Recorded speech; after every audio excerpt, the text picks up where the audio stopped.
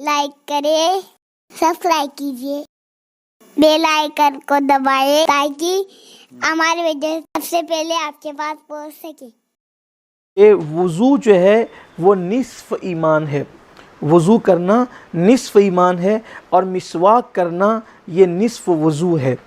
اسی طرح مولائے کائنات سیدنا علی کرم اللہ تعالی وجہہ الکریم فرماتے ہیں کہ مسواک کو لازم پکڑو، کیونکہ مسواک کرنے سے انسان کا قوت حافظہ بڑھتا ہے اور نسیان کا مرض یعنی بھولنے کی بیماری دور ہوتی ہے اور اس سے بلغم بھی دور ہوتا ہے۔ اسی طرح فرمایا عام طور پر بہت سارے لوگ یہ چاہتے ہیں کہ جب وہ گفتگو کرے تو اس کی زبان سے خوبصورت الفاظ نکلے اور اس کے اندر جو ہے وہ بولنے کا ایک سلیقہ ہو کہ اس کے الفاظ موتی کی طرح پروئے ہوئے ہوں، یہ زبان میں تاثیر ہو، جب وہ گفتگو کرے تو اس کی باتوں کا لوگوں پر اثر ہو اور اس کے اندر جو ہے وہ فصاحت و بلاغت ہو۔ تو حضرت سیدنا ابو ہریرہ فرماتے ہیں کہ مسواک کرنے سے اللہ تعالیٰ انسان کی زبان میں فصاحت و بلاغت پیدا فرماتا ہے اور زبان کی گرہ کھلتی ہے مسواک کی برکت سے۔ پھر اسی پر بس نہیں، حضرت سیدنا ابو درداء رضی اللہ تعالیٰ عنہ فرماتے ہیں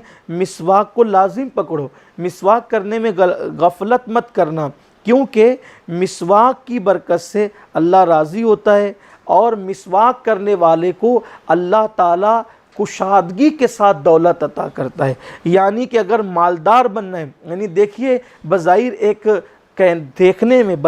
دیکھنے میں ایک لکڑی ہے، لیکن چونکہ وہ حضور اکرم صلی اللہ علیہ وآلہ وسلم کی سنت ہے اور سنت کے زمرے میں وہ آ گئی ہے، اگر کوئی لکڑی سمجھ کر کرے تو اس کو کچھ ملنا ہی نہیں ہے، لیکن اگر محبوب کی سنت سمجھ کر کر رہا ہے، حبیب پاک نے کیا، محبوب نے کیا، اس لیے کر رہا ہے، تو کیا برکتیں ہیں۔ ایک تو یہ کہ مسواک کرنے سے اللہ راضی ہوتا ہے۔ میں سمجھتا ہوں اگر کوئی اور فضیلت نہ بھی ہو، اس سے بڑی فضیلت کیا ہے کہ اللہ راضی ہوتا ہے، مسواک کرنے والے سے اللہ راضی ہوتا ہے اور پھر مسواک کرنے والے کو اللہ دولت مند کر دیتا ہے، دولت سے مالا مال کر دیتا ہے، اس کے رزق میں کشادگی پیدا فرماتا ہے اور اس کے منہ سے بدبو دور ہوتی ہے، منہ میں خوشبو پیدا ہوتی ہے، مسوڑے جو ہے وہ اس کے مضبوط ہوتے ہیں اور درد سر، عام طور پر بہت سارے لوگ کہتے ہیں میرے سر میں ہمیشہ درد رہتا ہے، کوئی کہتا ہے میرے آدھے سر میں درد رہتا ہے، اس کے لیے لوگ تعویذات، وظائف اور کیسے کیسے تیل استعمال کرتے ہیں۔ حضرت سیدنا ابو درداء رضی اللہ تعالیٰ روایت بیان کر رہے ہیں کہ مسواک کی برکت سے درد سر کو بھی سکون ملتا ہے، اسی طرح دانتوں کا درد بھی دور ہوتا ہے اور حضرت ابو درداء رضی اللہ تعالیٰ فرماتے ہیں چہرہ نورانی ہوتا ہے مسواک کی برکت سے اور اللہ تعالیٰ دانتوں کی چمک میں اضافہ فرماتا ہے، اور اس سے اور بڑی بات فرمایا کہ مسواک کرنے والے سے فرشتے مصافحہ کرتے ہیں۔ دیکھیے کتنی عظیم سنتیں ہم نے چھوڑ رکھی، کتنی عظیم سنت ہم نے چھوڑ رکھی ہے، کاش کہ ہم اس کی طرف توجہ کرتے۔ اسی طرح اور بھی مسواک کے متعلق حضرت سیدنا عبداللہ ابن عباس رضی اللہ عنہ فرماتے ہیں کہ مسواک میں 10 خصلتیں ہیں۔ دانتوں کا پیلا پن دور ہوتا ہے، آنکھوں کی بینائی تیز ہوتی ہے، عام طور پہ آج کل لوگ نگاہوں کی بینائی کے حوالے سے بھی پریشان ہیں، اور یہ باتیں میں ابھی کسی حکیم سے کی کتاب سے نہیں پڑھ رہا ہوں یا کسی حکیم کی حکمت نہیں بیان کر رہا ہوں، یہ ان بزرگوں کی باتیں کر رہا ہوں یا اس رسول ہاشمی کا فرمان پڑھ رہا ہوں کہ جس کی زبان پر وحی الہی جاری ہوتی ہے، اور ان صحابہ کرام کے اقوال پڑھے جا رہے ہیں کہ جنہوں نے ڈائریکٹ حضور اکرم صلی اللہ علیہ وآلہ وسلم کی بارگاہ میں زانوِ تلمس طے کیا، حضور کی شاگردی انہوں نے اختیار کی اور حضور علیہ السلام نے انہیں ایسا سجایا، ایسا سنوارا کہ ہر ایک کو آسمان ہدایت کا تارا بنا دیا۔ تو حضرت عبداللہ ابن عباس کہتے ہیں کہ مسواک کی 10 خصلتیں، ان میں سے یہ بھی ہے کہ دانتوں کا پیلا پن دور ہوتا ہے، آنکھوں کی بینائی تیز ہوتی ہے، جو انسان کی بینائی کی کمزوری ہے وہ ختم ہوتی ہے، مسوڑے مضبوط ہوتے ہیں، منہ صاف رہتا ہے، ملائکہ خوش ہوتے ہیں، اللہ راضی ہوتا ہے، سنت کا اتباع بھی اس کے اندر ہے اور نماز کے ثواب میں اضافہ بھی ہوتا ہے، اور مسواک کرنے والوں کا جسم اللہ تندرست اور مضبوط فرما دیتا ہے۔ اسی طرح یہ بھی فرمایا کہ کتنی بڑی بات ہے، اب اس سے اور بڑھ کر ام المومنین سیدہ عائشہ صدیقہ رضی اللہ تعالیٰ عنہ فرماتی ہیں کہ مسواک کے بارے میں اللہ کے رسول علیہ السلام سے میں نے سنا کہ مسواک میں موت کے سوا ہر مرض سے شفا ہے۔ یعنی انسان اگر تمام امراض سے شفا چاہتا ہے، موت کے سوا ہر مرض سے شفا ہے مسواک کے اندر۔ اللہ اکبر۔ اسی لیے ہمارے اسلاف نے، بزرگوں نے مسواک سے کتنی محبت کی۔ اللہ اکبر۔ امام عبد الوہاب شعرانی رحمۃ اللہ تعالیٰ علیہ اپنی کتاب میں یہ واقعہ نقل کرتے ہیں کہ ہمارے سلسلہ قادریہ برکاتیہ کے ایک بہت بڑے بزرگ ہیں جن کا نام ہے حضرت سیدنا شیخ ابو بکر شبلی رحمۃ اللہ تعالیٰ۔ یہ شیخ ابو بکر شبلی رحمۃ اللہ علیہ مرید ہیں سید الطائفہ حضرت جنید بغدادی کے، اور وہ مرید ہیں حضرت سیدنا سری سختی کے، اور وہ مرید ہیں حضرت سیدنا معروف کرخی کے، اور وہ مرید ہیں سیدنا امام علی رضا کے، اور وہ مرید ہیں حضرت سیدنا امام موسیٰ کاظم کے، اور وہ مرید ہیں حضرت سیدنا امام جعفر صادق کے، اور وہ مرید ہیں حضرت سیدنا امام محمد باقر کے، اور وہ مرید ہیں حضرت سیدنا امام زین العابدین کے، اور وہ مرید ہیں اور شہزادے ہیں سیدنا امام حسین کے، اور وہ مرید ہیں اور شہزادے ہیں سیدنا مولائے کائنات کے، اور وہ مرید ہیں اور وہ داماد ہیں اور وہ چوتھے خلیفہ ہیں رسول اللہ صلی اللہ علیہ وآلہ وسلم کے۔ حالانکہ جو حضور اکرم صلی اللہ علیہ وآلہ وسلم کی جو باطنی روحانی خلافت ہے، یعنی کہ حضور اکرم صلی اللہ علیہ وسلم سے جو طریقت کا سلسلہ چلا ہے، سلسلہ طریقت، تو حضور اکرم صلی اللہ علیہ وآلہ وسلم کے بعد سلسلہ طریقت میں ڈائریکٹ مولائے کائنات کرم اللہ تعالی وجہ الکریم کا نام ہے، اور یہ سلسلہ قادریہ، سلسلہ چشتیہ اور سلسلہ سہروردیہ کا سلسلہ ہے، اور اسی طرح سلسلہ نقشبندیہ میں جو سلسلہ طریقت چلا ہے وہ حضور اکرم صلی اللہ علیہ وسلم کے بعد سیدنا ابوبکر صدیق اور ان کے بعد سیدنا سلمان فارسی، یہ طریقت کے سلسلے ہیں۔ اور وہ جو خلافت ہے جسے ہم خلافت راشدہ کہتے ہیں، تو اس میں حضور اکرم صلی اللہ علیہ وآلہ وسلم کے خلیفہ بلا فصل سیدنا ابوبکر صدیق رضی اللہ تعالیٰ نے، یہ میں طریقت کی بات کر رہا ہوں، یہ سلسلہ طریقت ہے۔ حضرت مولائے کائنات جو ہے وہ خلیفہ ڈائریکٹ حضور اکرم صلی اللہ علیہ وسلم کی، اور بعد میں یہ خلافت کا سلسلہ۔ اسی لیے جب ہم شجرہ پڑھتے ہیں تو اس طرح پڑھتے ہیں، یا الہی رحم فرما مصطفیٰ کے واسطے، یا رسول اللہ کرم کیجئے خدا کے واسطے، پھر ڈائریکٹ کہتے ہیں مشکل حل کش ہے مشکل کشا کے واسطے، کربلائیں رد شہید کربلا کے واسطے، اور اس کے بعد پھر مولائے کائنات سے ڈائریکٹ امام حسن کی بجائے حضرت امام حسین کا سلسلہ اس طرف آتا ہے، اور کہتے ہیں کہ مشکل حل کش ہے مشکل کشا کے واسطے، پھر ان کا نام آتا ہے کربلائیں رد شہید کربلا کے واسطے۔ تو عرض یہ کر رہا تھا کہ سیدنا شیخ ابو بکر شبلی رحمۃ اللہ تعالیٰ علیہ کا سلسلہ طریقت میں نے بیان آپ کے سامنے کیا۔ تو سیدنا شیخ ابو بکر شبلی رحمۃ اللہ تعالیٰ علیہ، آپ کو وضو کرنا تھا، وضو کی حاجت تھی آپ کو، اس وقت آپ کے پاس مسواک نہیں تھی، مسواک نہ ہونے کی وجہ سے آپ تھوڑے پریشان ہوئے، اور پھر آپ نے مسواک تلاش کی لیکن آپ کو مسواک نہیں ملی۔ پھر اس کے بعد ایک شخص آیا اور اس نے کہا کہ میں مسواک دوں گا آپ کو، لیکن یہ مسواک ہے مہنگی۔ تو فرمایا کہ کتنے میں دو گے؟ تو کہا کہ 1 دینار یعنی سونے کے سکے میں، 1 سونے کا سکہ مجھے دو، اس کے بدلے میں آپ کو مسواک دوں گا۔ آپ نے وہ مسواک لی، اور مسواک لینے کے بعد آپ نے مسواک کی، تو ساتھ میں جو لوگ موجود تھے ان میں سے کسی شخص نے یہ بات کہی کہ حضرت آپ نے مسواک کے لیے 1 سونے کا سکہ خرچ کر ڈالا، اتنی مہنگی مسواک آپ نے خرید لی، کیا اتنی مہنگی بھی کوئی مسواک خریدتا ہے؟ تو آپ نے جواب دیا کہ یہ دنیا اور اس کی تمام چیزیں اللہ کے نزدیک مچھر کے پر کے برابر بھی حیثیت نہیں رکھتی۔ اگر قیامت کے دن اللہ نے مجھ سے پوچھ لیا کہ ابو بکر شبلی ایک طرف مہنگی مسواک تھی اور دوسری طرف میرے محبوب کی سنت تھی،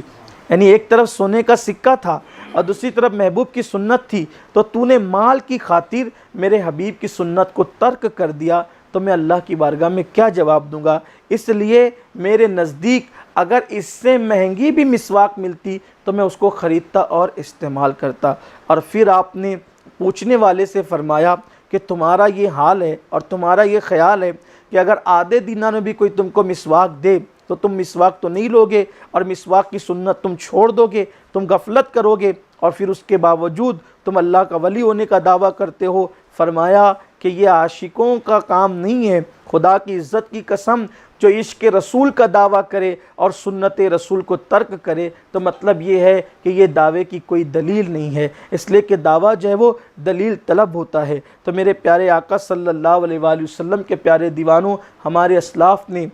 سنتوں کا اتنا خیال کیا، اور اس کے بعد سب سے بڑی برکت مسواک کی یہ ہے، سبحان اللہ، جس کو بہار شریعت میں صدر الشریعہ بدر الطریقہ مولانا امجد علی اعظمی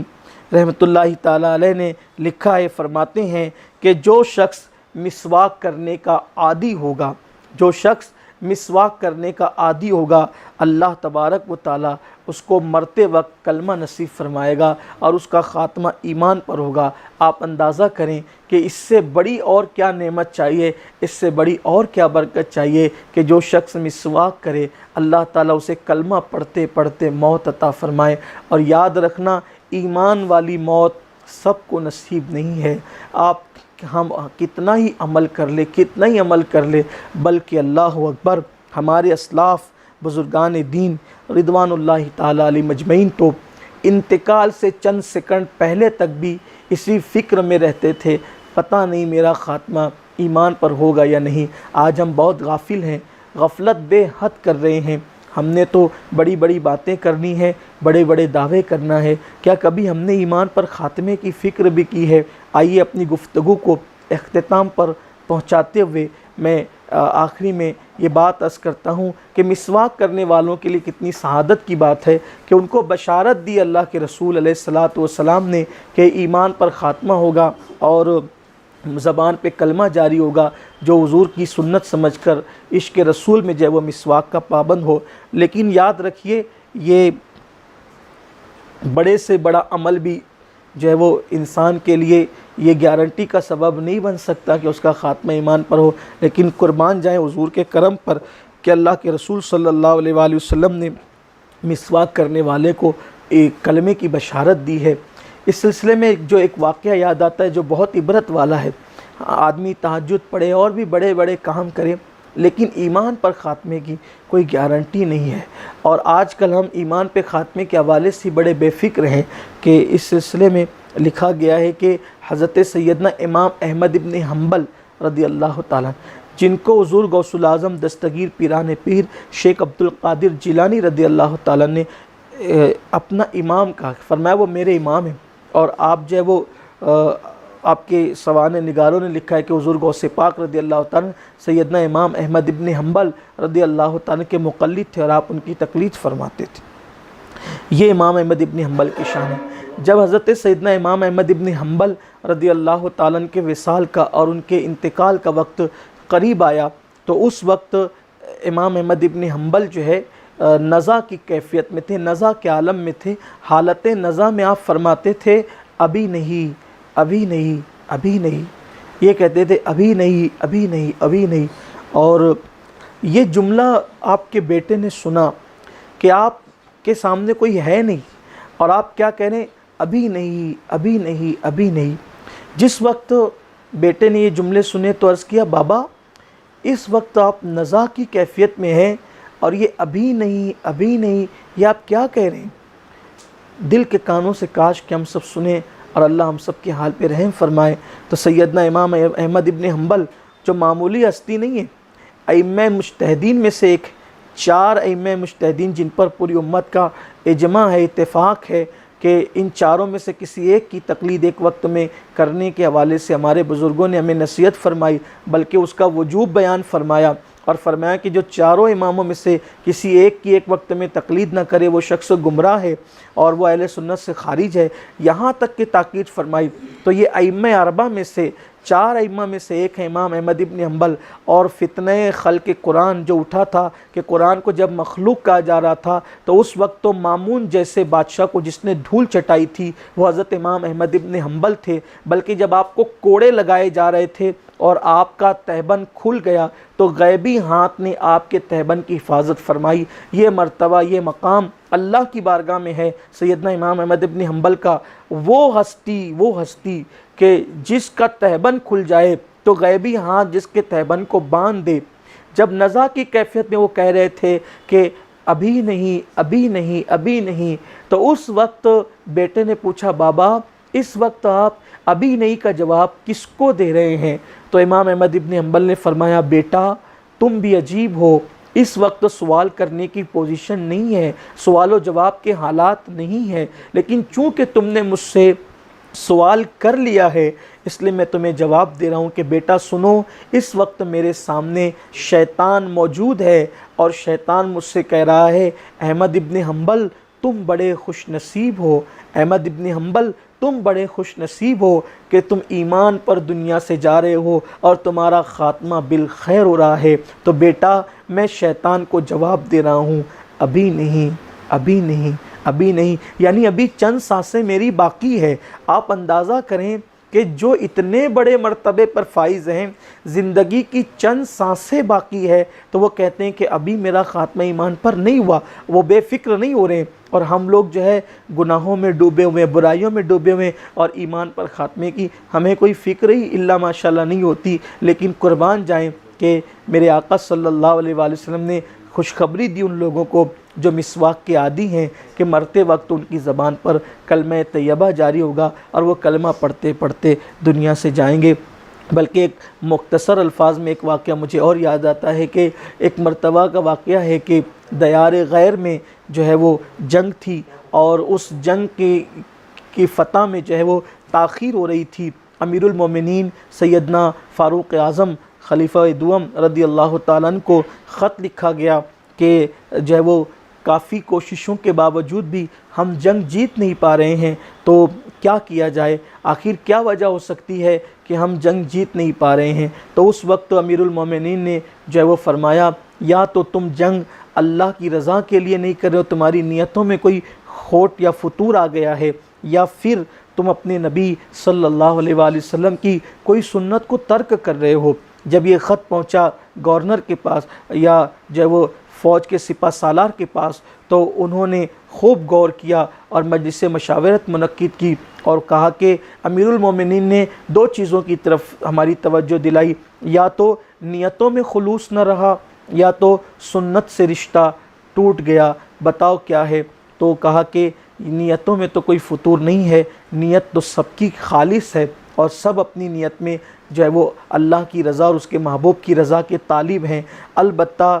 جنگ کی ہمہ ہمی اور جنگ کی ہنگامہ آرائیوں میں ہم نے اپنے نبی صلی اللہ علیہ وآلہ وسلم کی ایک سنت جسے مسواک کہتے ہیں ہم نے چھوڑ دیا، یعنی وہ چھوڑ نہیں دیا بلکہ وہ جنگ کی ہمہ ہمی میں چھوٹ گئی، جنگ کی ہمہ ہمی میں چھوٹ گئی۔ آپ اندازہ کریں، پھر اس کے بعد سپہ سالار نے کہا اب کل جنگ بعد میں ہوگی، پہلے مسواک کی جائے گی اور مسواک کے بعد پھر کوئی کارروائی ہوگی۔ قربان جائیں، جب یہ اعلان ہوا تو پھر صحابہ کرام اور مجاہدین اسلام لکڑیاں کاٹ کر کے پھر مسواک کی طرف متوجہ ہوئے، اور جب وہ وضو کر رہے تھے تو وضو سے پہلے جب انہوں نے مسواک کیا، سامنے کی طرف سے جو مخالفین کا دشمنوں کا لشکر تھا ان لوگوں نے اپنے جاسوسوں کو بھیجا کہ جاؤ، کئی دن سے مسلمان جو ہے وہ جنگ کر رہے ہیں، آج ان کی تعداد کتنی ہے، ان کا طریقہ کار کیا ہوگا، ذرا جا کر دیکھو۔ جب انہوں نے دیکھا تو مسلمان مسواک کر رہے تھے اور وہ سمجھ نہ سکے، اور واپس آ کر انہوں نے کہا مسلمان لڑتے لڑتے جو ہے اب اس قدر جو ہے وہ غصے میں آ گئے ہیں، نتیجہ نہ سامنے آنے کی وجہ سے اتنے بپھر گئے ہیں کہ وہ کل تک تلواروں سے، نیزوں سے اور بھالوں سے جنگ کر رہے تھے، لیکن مسلمان اب اپنے دانتوں کو لکڑیوں سے تیز کر رہے ہیں، اب وہ شاید ہتھیار استعمال نہیں کریں گے بلکہ اب وہ تمہیں کچا چبا جائیں گے، اگر اپنی فلاح اور صلاح چاہتے ہو تو یہاں سے بھاگ جاؤ۔ ان باتوں پر کا ایسا روب بیٹھا کہ دشمن سامان چھوڑ کر کے سر پر پاؤں رکھ کر کے گویا کہ بھاگ گیا، اور مسلمان ہتھیار اٹھائے بغیر صرف مسواک جیسی سنت کی برکت سے جو ہے انہوں نے جنگ جیت لی۔ جو جنگ طاقت کے بل پر نہ جیتی جا سکی وہ سنت رسول پر عمل کی برکت سے جیتی گئی۔ گویا کہ ہمیں اشارہ مل رہا ہے، فاروق اعظم بتا رہے ہیں کہ زندگی میں ناکامی اسی وقت ہوتی ہے جب زندگی سے خلوص اٹھ جاتا ہے یا زندگی سے سنت رسول پر عمل کا جذبہ اٹھ جاتا ہے۔ میرے آقا صلی اللہ علیہ وسلم کے دیوانوں، آج ہم اپنی ناکامیوں کے اسباب تلاش کر رہے ہیں کہ ہم ناکام کیوں ہیں، ناکام کیوں ہیں، ناکام کیوں ہیں۔ یاد رکھیے انہوں نے سنت چھوڑا نہیں تھا بلکہ جنگ کی ہمہ ہمی میں سنت بھول سے چھوٹ گئی تھی تو نتائج دیر سے آئے اور سنت پر عمل کرنے کے بعد آئے۔ ہم نے تو سنت چھوٹی نہیں ہے بلکہ ایک نہیں ساری سنتوں کو ہم نے چھوڑ دیا ہے۔ افسوس ہیرو کان میں بالی پہن لے تو ہم اس کو پہننے میں شرم نہیں کرتے، ہیرو سر پہ ٹوپی ڈال لے تو ہیرو کی نقل کرنے میں ہم شرم نہیں کرتے، لیکن پیارے حبیب جن سے عشق کا دعویٰ کرتے ہیں، جان سے زیادہ جن سے محبت کا دعویٰ کرتے ہیں، ان کی سنتوں کو ہم نے چھوڑ رکھا ہے۔ نہ چہرے پہ داڑھی کا شوق، نہ سروں پر امامے کا شوق، نہ حضور اکرم صلی اللہ علیہ وسلم کی عظیم سنت مسواک کا شوق، اور بھی دیگر سنتوں کو ہم نے چھوڑ رکھا ہے۔ کاش ہم حضور کی سنتوں کی طرف آتے۔ کمنٹ شیئر ضرور کریے۔